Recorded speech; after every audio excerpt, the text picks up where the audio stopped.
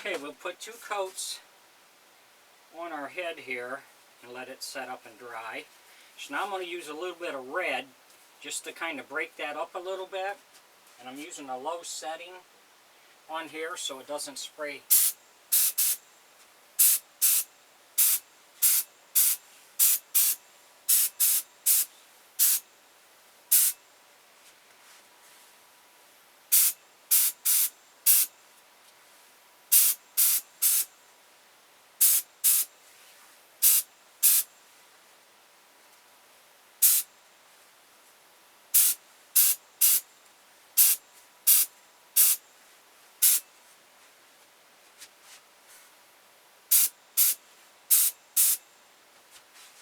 This will just break that color up a little bit and give it a little more depth.